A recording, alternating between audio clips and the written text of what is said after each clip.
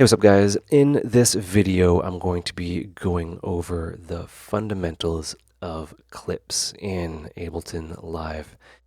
Understanding clips, what they are and how they work, is essential to being able to understand this program and make music. Clips are, think of them as containers that hold information, and they hold ideas, they represent ideas, and everything you're working with within this program is a clip, and they hold data. So just think of them that way, and I'll explain in detail in a little bit. First thing I need to do is I need to prepare our workspace in order to understand this better. I am in session view right now, and what I want to do is I want to select a track. So what is a track? A track is a signal chain. Let's just call it that for now.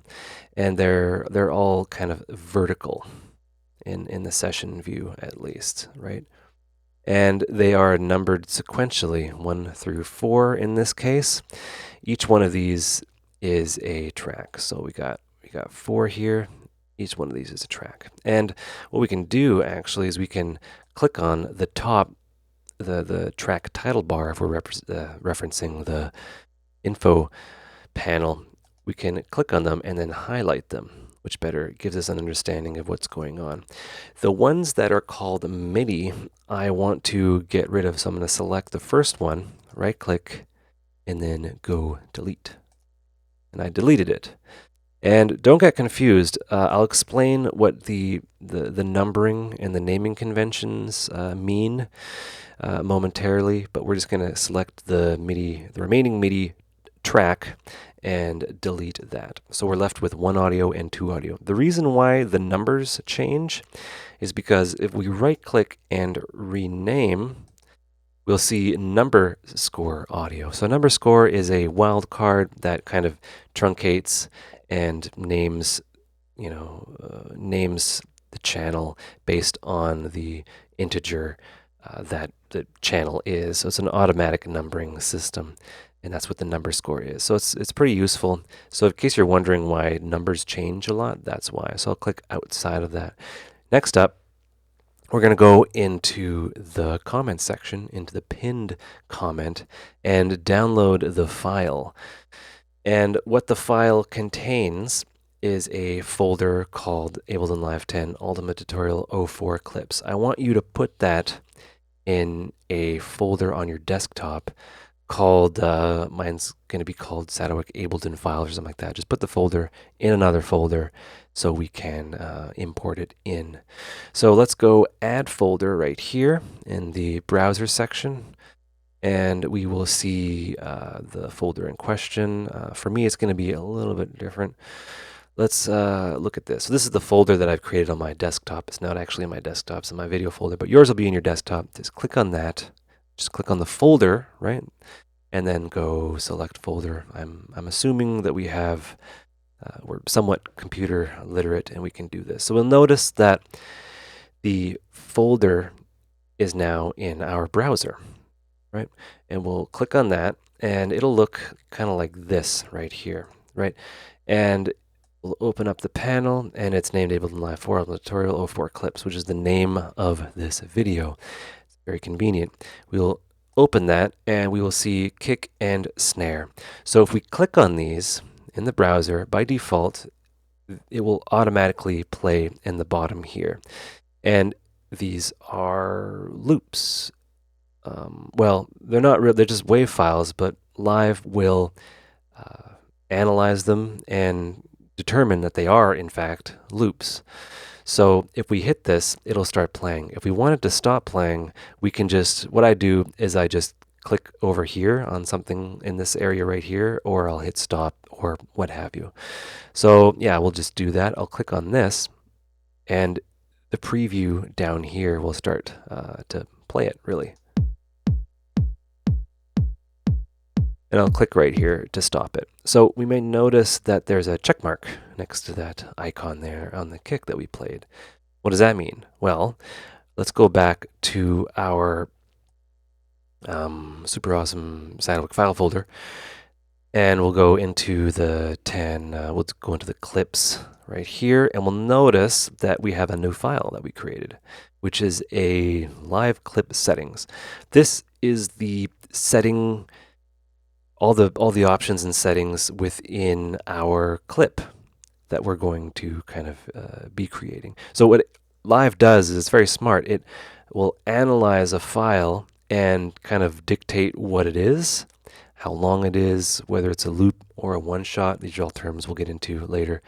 And it will create an analysis file of it. And this also holds other things that's very useful, right? It created that for the kick. If we go into the snare and click on it, and then click here, it will automatically create another file as well for the snare. It's like magic, right?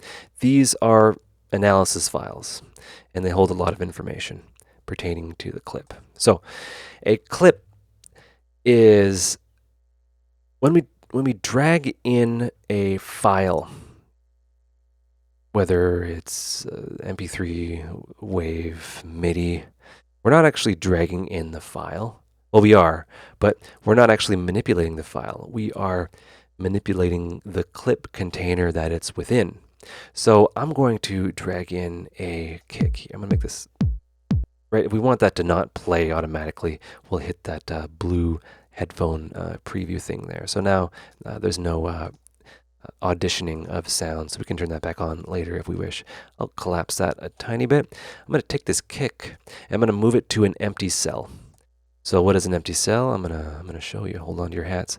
This is an empty cell, and there's a bunch of them. It's like spreadsheets, right? A whole bunch of empty cells here. I'm gonna drag one into an empty cell. I'm gonna drag this kick into an empty cell. So I'm gonna do that. I'm gonna drag it, click and drag, and there's like a ghostly image. I'm gonna release my mouse, and boom, there's a clip there that says kick, and you'll notice that the track name or the title has changed to kick. So by default, the first clip that you drag into Live, the channel name will automatically be named to that. So let's look at this. Okay, so this is a track, this is a clip. And remember I was saying that this panel down here can be a little bit confusing for newer users. This holds information pertaining to a track, right? So this holds all the information pertaining to this right here. So this section and this section, these are essentially linked, right? So I don't want to confuse you a lot, but right now the view that we are in is the audio effect panel. It's right down here. This is what we're looking at. So this is drag and drop audio effects here. This pertains to the clip that we have highlighted, which would be clip 1. I'm going to get into signal flow in the next video, and all will become more clear. But these and this are linked. If I change it, it'll change to a different thing, and we'll see that a little bit later if I highlight a different track. I'm going to keep this one highlighted. I'm going to click on that kick, the purple part, because I want to see it, what's going on here, and I want to look at the clip. So what I'll do is I'll go down to this tab right below me, and we'll notice that there's a clip waveform. It says so right there. If I open that, the clip is visible. I'm going to get rid of myself so we can see this now. This is the clip view, and think of clips, yeah, they're just containers. That's what they are, and a lot of things about Live is that it's non-destructive editing. It's really cool. That's how you look at the clips down there. So say if I have a bunch of clips, right, and I'm back in that mode and I'm click on the clip and I'm not seeing it, what I can also do is double click on it and the clip will appear down there, and I can do all sorts of fun things down here. So let me clear that and let me open this friend up. So the clip is it's a container, right? And I will represent a clip right here. by drawing a square or a rectangle for those that want to be fancy. Let's just do that. Get rid of that. So this is a clip, right? And when we drag a file, right? When we drag a file like we did into a empty cell, which is this thing right here, which we did, it will create a clip, right? We don't actually drag things into, we don't drag raw files into Ableton. We don't manipulate them at all. We manipulate the clip that they are contained within. Okay, so let me just kind of demonstrate that. So in our case, we had an audio, right? Audio file, right? And that can be wave, dot wave. It can be MP3. It can even be MP4 or any kind of video. Video is treated as audio in terms of how clips behave. And when you drag that into an empty clip or into an empty cell or anywhere within Ableton Live, it will create a clip. It will also create the file that we were looking at. So it'll create the this file that will hold, analysis file, which will hold information pertaining to what is occurring in that clip. And that could be, whether it's a loop or, it's BPM, right? It's tempo, right? Or it could be, warping, but we're getting, super advanced for this video series. You get the idea, right? So an audio file is dropped into the clip, and anything that we do to that clip, we're not actually affecting the raw audio file. We're not actually affecting that. We're affecting the representation of it, and we can see it right here, right? So let me give you a quick little example of that. Just to blow your mind, if I wanted to actually manipulate this clip down here, I can actually drag something called a warp marker. This is called pseudo warp marker, and I could, bend and stretch the audio. But I'm not actually bending and stretching it. The clip is doing that, and the audio file is not being changed. And look, I'll play this kick again, right? It's not affecting that. It's not affecting the raw audio, so it's non-destructive, right? So hopefully that made a bit of sense. I just pressed Control Z to undo that.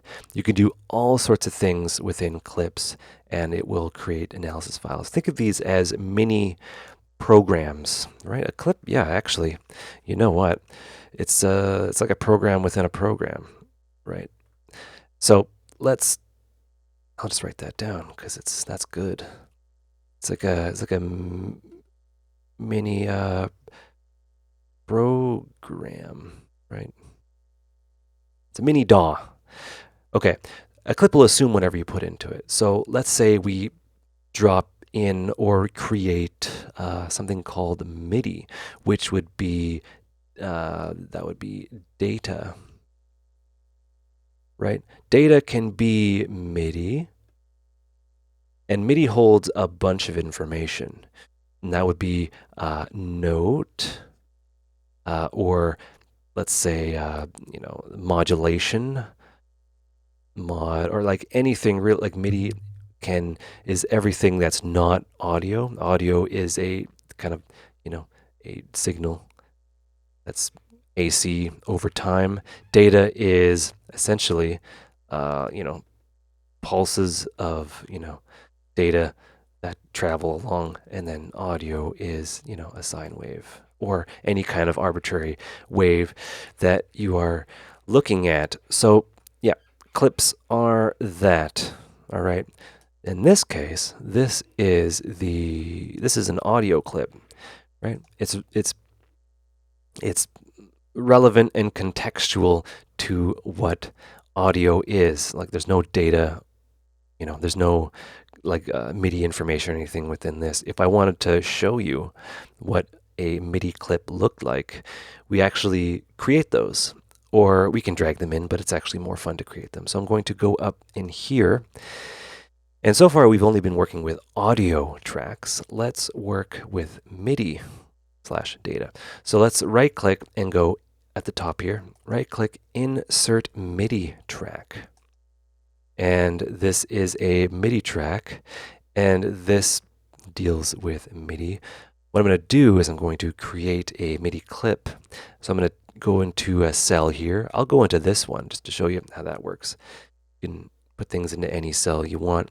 I'll double click, and bam, we created a new kind of clip down here, which is MIDI, right? It's magic. And this is, still kind of sequential left to right, but it's represented by a keyboard. This is called a piano roll, which is named after, piano rolls, which were pieces of paper that you would spin and the piano would play by itself. Similar format, but this is represented as data. And I'll show you briefly what that is in a moment. I'm going to make that small for now. Let's go over to the kick again. And I'll double click on that, or I'll click on it, whatever. And actually, let's make that big. So there's a lot of information here, and I'm not going to go over everything about this, but Live is very smart, and it knew that this was a kick loop without me telling it that it was a loop. So it's very valuable for this video series. So what we have here is a file that is within a clip, and that clip has some properties. The clip has a length. That clip has whether or not it's a loop and things like this. So think of this as like a mini program. Getting ahead of myself. Let's actually hit play and see what happens up at the top here. Absolutely nothing happens because the session view is agnostic to time. It operates at a different dimension, like I said before. So I'll hit stop, right? And then I'll hit stop again, and I'll restart the start point to 1, right? Just something you should know. I'm going to go over to the kick here, and I'm going to click that play button. And when I click that play button, this clip will start to play, and we'll actually be able to see it. I'll hit stop, and that clip will stop playing. You may notice that the play button is green. It's highlighted green. It's illuminated. What does that mean? That means that if I, toggle the play transport again, or if I hit the space bar, right? Another shortcut. I just want to reinforce the shortcuts. That will start to play again, right? So if I hit space bar, it'll start playing. And that is super neat because if I have multiple clips, I don't want to have to start playing them all at the same time. That's not really going to work, right? So let's demonstrate that. Let's drag in a snare into audio 2. Right? This is the other friend that was in the folder there. And you'll notice that this one is not illuminated. And what I'll do is I'll hit play. And then I'll stop. It's not playing. What I can do is I can actually play this, and both of them will play at the same time. Right, and we got our Party Boy theme going on there. So these both are armed to play, and all of that fun stuff. So these are 2 clips playing at once. So let's go back over to our kick here. I want to hear this kick in only but. I want to hear this kick and only this kick because this is going to make things easier. So what I want to do is I want to stop this snare from playing whenever I hit the space bar. Right? What I can do is I can click this. I'll just make this smaller so we can see it better. This right down here is the info view for the clip area. This right here is the clip stop button, and that will stop that clip from playing. It'll unilluminate the play button here, and now that clip will start, just the kick will start to play. So let's open up that kick and look at what's going on here. Okay, so the clip is independent for the most part of time, but it's connected to tempo and the, like what's going on within your project. And a kick is a good example because these are 4 kicks, right? And these kicks are within 1 bar, right? So there's 4 kicks per bar, and there's a kick every quarter note. So you take 4 quarters, you get a whole bar. This is a 1 bar loop, right? And we can confirm this by looking at the length here, right? This part right here is I guess this would be the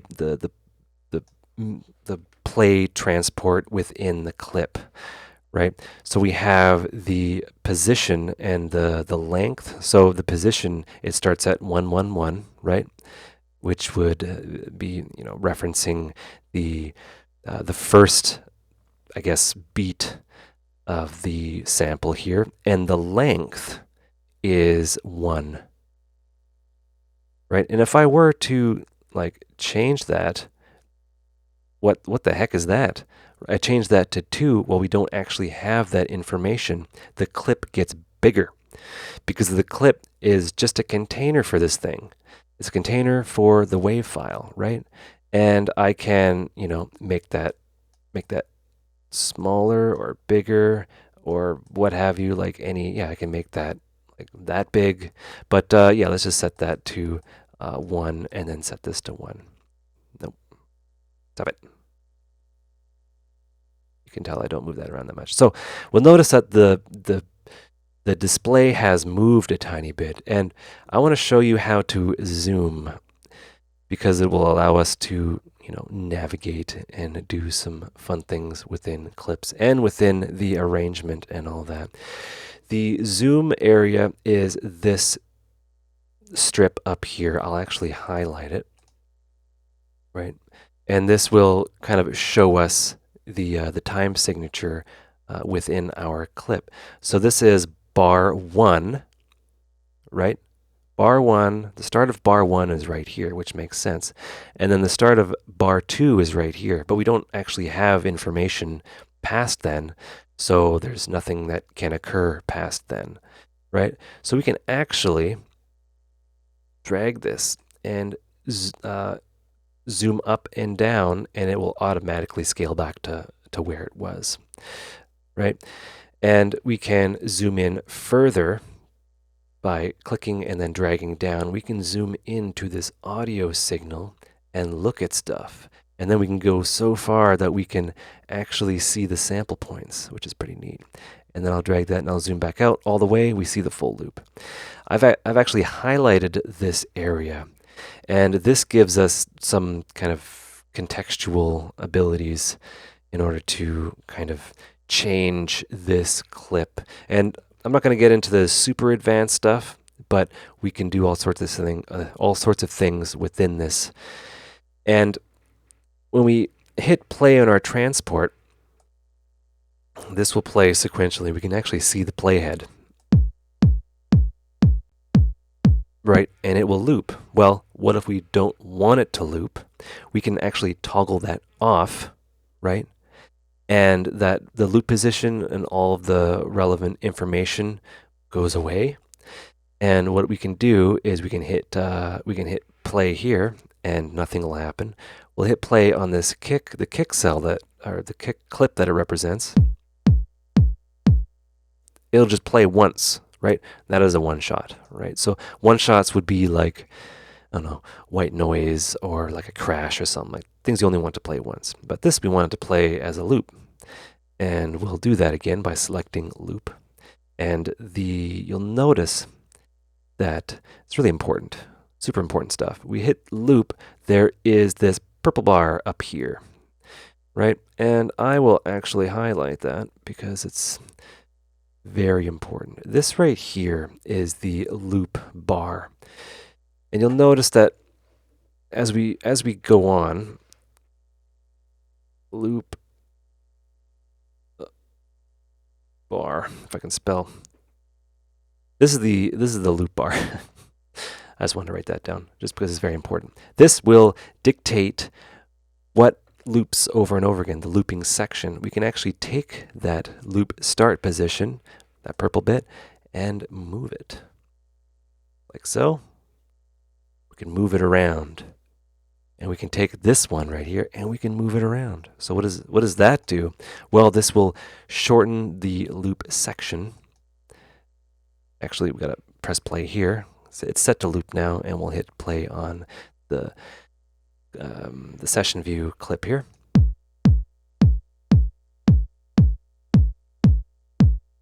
Right, it's like a broken beat now. The loop is not contextual to the like what's going on in reality. So keep that in mind. That is the loop start point here. We can actually set this so that it just loops a quarter bar. It will loop, and what this does is this is just a division of one bar, so it totally makes sense. When we hit play, it's the same thing as if we've selected 2, or if we've selected 3. Right, and I'll move that over there, so we'll just kind of select that over and over again. We go into the snare by double clicking, right? We can set the loop bar to a division of half of a bar, and we can see that represented here, right? So that'd be 2 beats, right? So beat 1 right here, and then beat 2.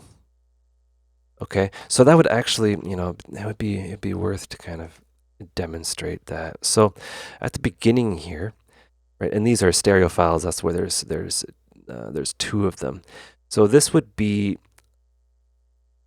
Let me look at this here. So this whole thing is a bar, right? And each one of these, depending on, each one of these sections right here is a beat, right? And then I can, do this one, and then there's no beat over there. The beat kind of rolls over here. So there's beat 1, and then there's beat 2, then beat 3, and then there's a beat 4. Okay, and those are beats, and there's 4 beats in a bar, which is the whole thing is a bar. And then you have on the offbeat, right? We're getting into more advanced stuff here.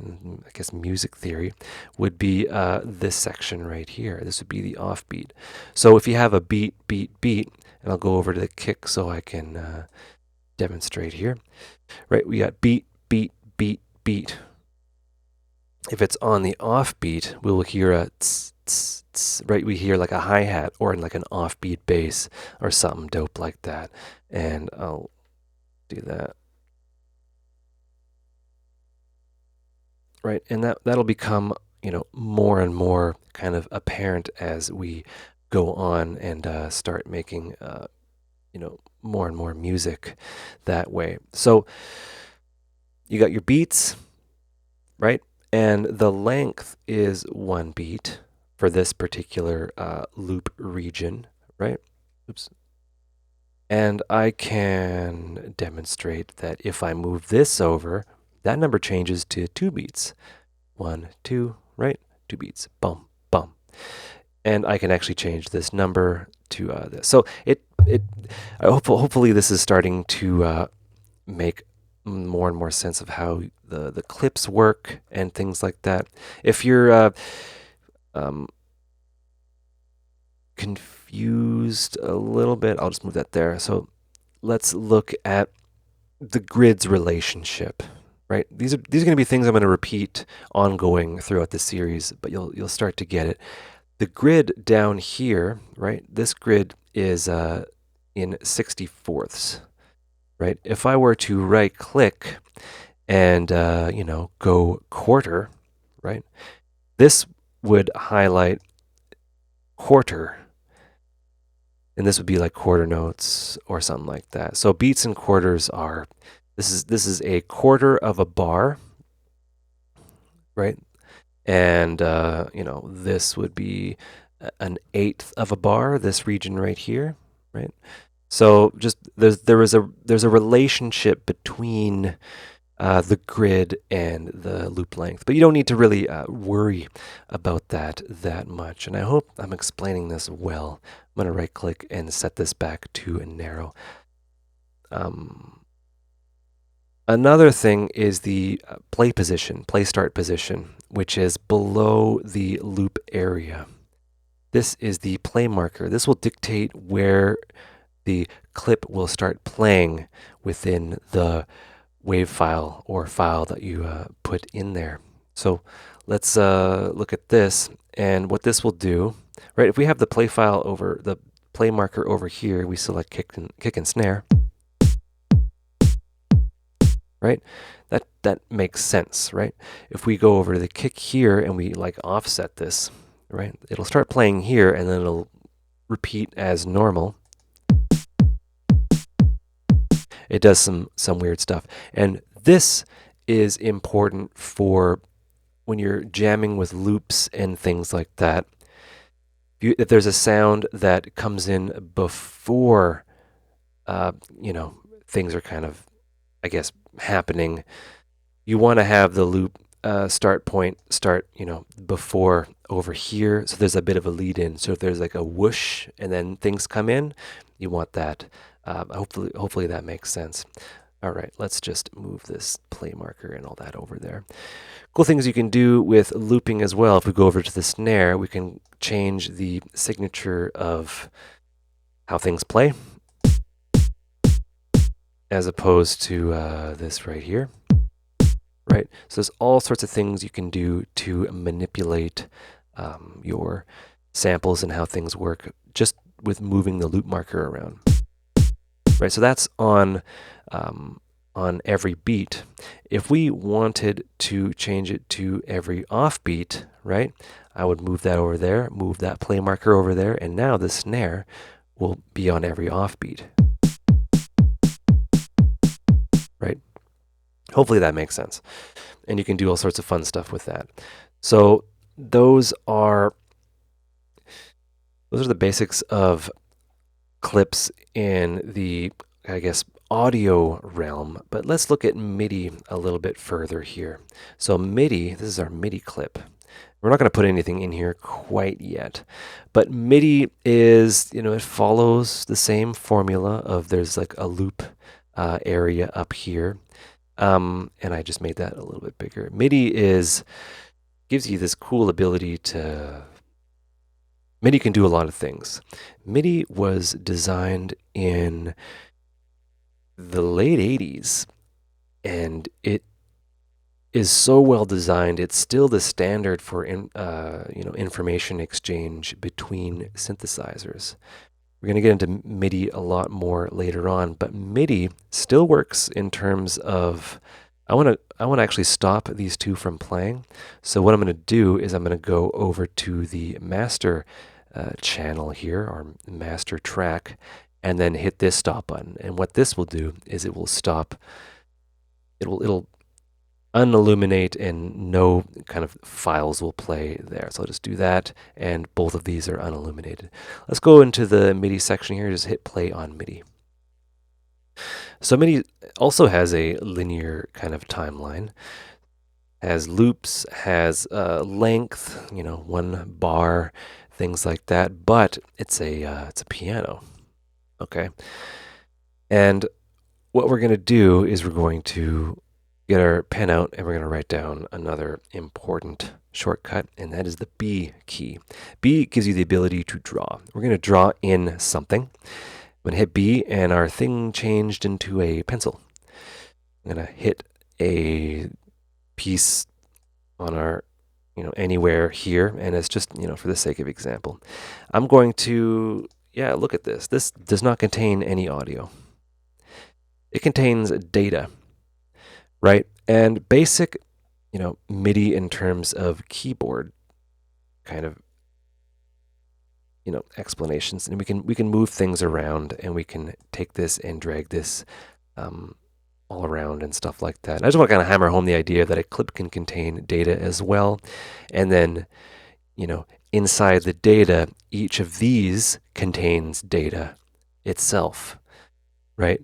So it gets pretty fun. But this is what we would call a MIDI note, and it's the note E3, and it's represented in data that way. So let me just draw out something basic that happens in MIDI. So I'm going to do that right now. So we have a kind of a timeline here. Let's just assume that we have a synth or a keyboard in front of us. And what we're going to do is we're going to hit a note. So let's hit a note now. We'll go, or we'll call it a key. Key is pressed. Pressed, and we've held it down. Boom. Okay. Sorry, excuse me, I have a cold. The key is pressed, right? And that is represented by, a note on, right? So key is pressed, and the, note on. Okay? That's essentially what's going on. And then, eventually we hit note, we release the key, and then we have a note off. So key pressed, note on, note off. So what are the values with this? So the note on will, dictate this area right here. So this would be right here. Holy crap. Actually, you know what? I'm just going to draw it on here. I don't know why I'm doing that. One take. I can pan up and down the piano roll and scale it by moving my mouse up and down and left and right, and I can zoom up here. So these two sections allow me to zoom in. So there is this is the E note is pressed. All right, so this right here, I like this pen so much. This right here, this is note on, right? And then this over here is note off, right? So when we have a note on, a note off, it'll say that. So what is the data? So the data would be what key. So right, in this can be the key and how hard, which would be velocity. Right? So if you have a grand piano in front of you and you press the key lightly and then you press it hard, you get a completely different sound.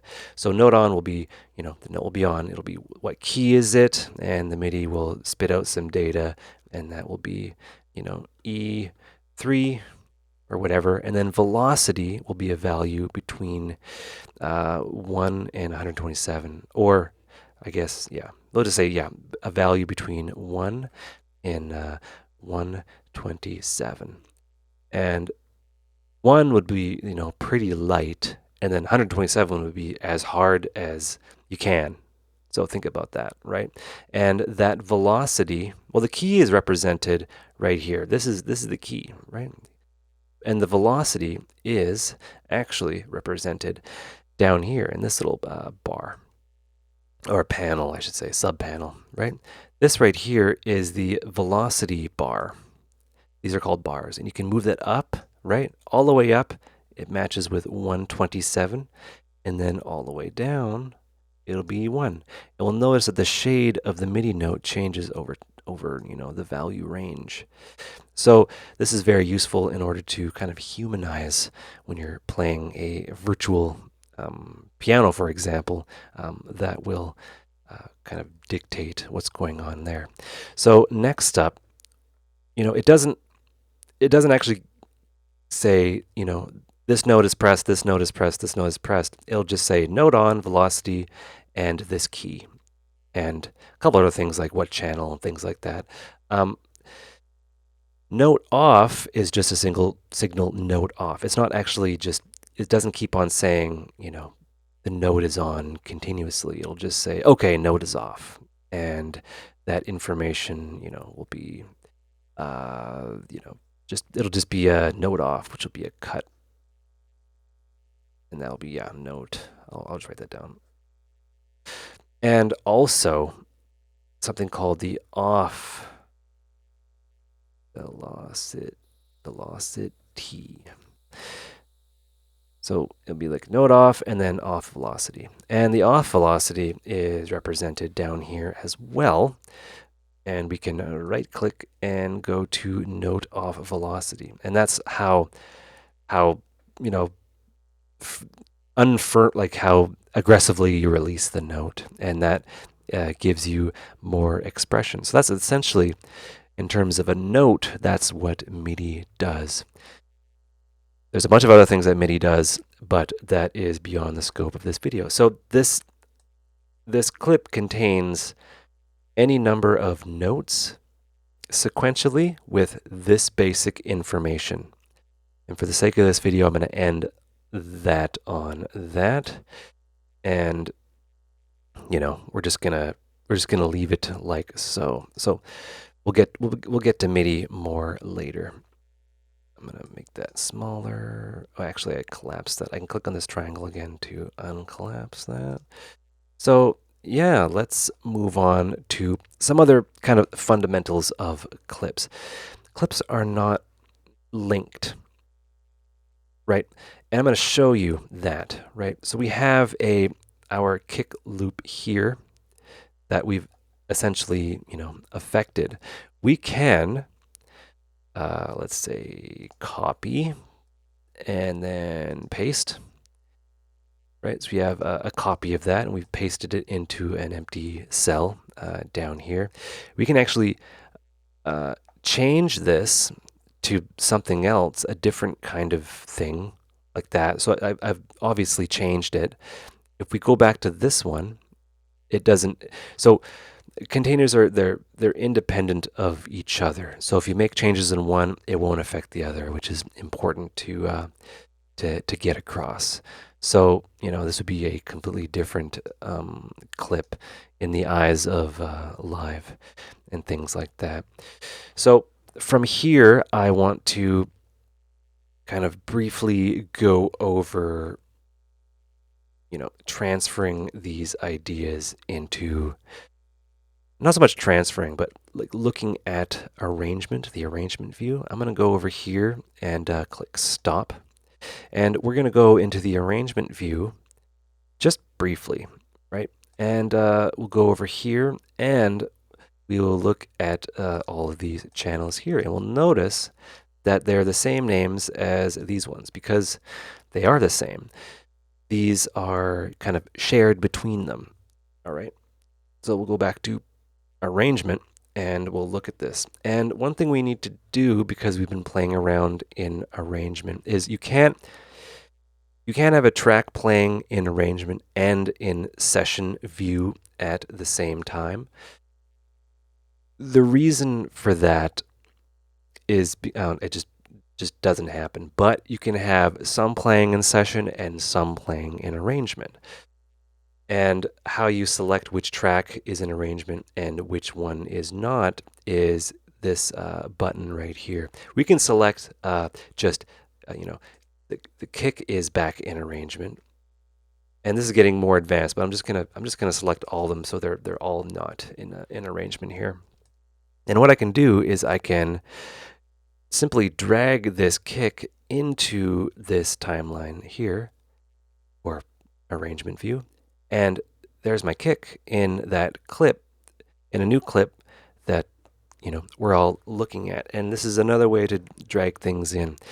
And what we can do is we can select this top part here, just like in our clip view, and zoom down. And we can or zoom in by dragging, clicking and holding and dragging down. We will see the kick here. And what we can do is we can do all sorts of fun stuff relative to the clip here and move things around. And because it's looped, we can stretch it open so it loops indefinitely, and not indefinitely, but for a finite amount of period or whatever. And this is how you work in arrangement. So in the upcoming videos, we're going to be working in arrangement and session. I'm going to be moving back and forth and all that. But this might be familiar to some of you and all those sort of things. So yeah, I hope you enjoyed that video. When you're moving something around, you want to click on the name at the top here. I'll go over this again in a later video, but yeah, all sorts of fun things had in this video. I hope you learned stuff. I hope you enjoy. I just want to show you, you can take the loop part and move it, and it reflects in the clip in the arrangement view, which is pretty cool. You can do all sorts of things with that. So yeah, see you guys in the next video. Hope you enjoyed. Take care and have a good one.